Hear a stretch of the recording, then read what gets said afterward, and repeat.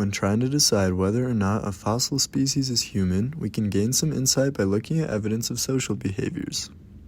How do we know what social behaviors existed? They didn't fossilize after all. Paleoanthropologist Rick Potts reports findings of paleo crayons used presumably for cave drawings. These crayons, Potts says, were clearly imported.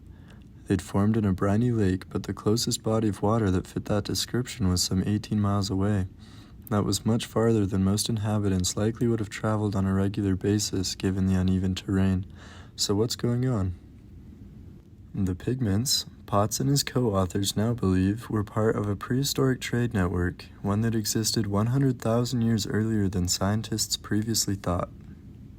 How do we know that primitive hominids like Homo naledi developed cultural behaviors? By evidence left behind, we can make some good hypotheses about complex behavior. In the case of Homo naledi, we find skeletal remains strategically deposited in underground cave systems that were very difficult to reach. This suggests that naledi may have adopted cultural behaviors by deliberate disposal of their dead. Scientists also hypothesize that perhaps they had access to fire and knew how to use it. The oldest evidence of fire includes a site that is about 800 meters away from Rising Star, Swartkrans. And there, fire is more than 1 million years old. There is nowhere in the world that we have hominins 250,000 years ago that we do not have some evidence of fire. And fire is old in our lineage. Fire goes back more than 1 million years. As early as 1.6, 1.7 million years, we have evidence of fire. So, if you ask me, did naledi have fire? I'd say it would be super surprising if they didn't. You know, fire has been a part of human and Homo adaptations for, since early in our genus. And the fact that we find them in the cave system where we do, it's impossible without some kind of light. So fire. Culture has allowed humans to specialize in a variety of environments. John Hawks explains the evolutionary advantages of culture. Across the hominins, this really got focused on questions related to the evolution of culture, because culture makes humans today super adaptable. We adapt to new environments by inventing new ways of living and new ways of interacting with them.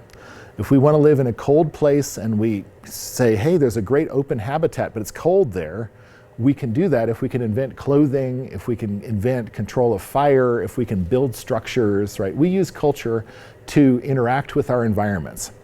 That's a pretty good solution for a species. If you can say, I can adapt to any environment if I just have the culture that enables me to shift my behavior in ways that let me survive and reproduce, that's a great solution. What did this mean for Homo naledi and other early hominids?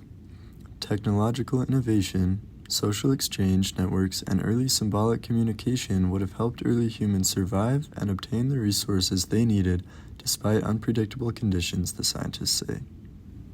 This change to a very sophisticated set of behaviors that involved greater mental abilities and more complex social lives may have been the leading edge that distinguished our lineage from other early humans, said Rick Potts, director of the National Museum of Natural History's Human Origins Program.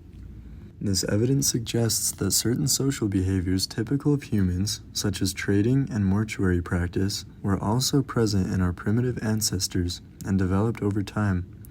These shared attributes help set apart human ancestors from other species down the evolutionary line.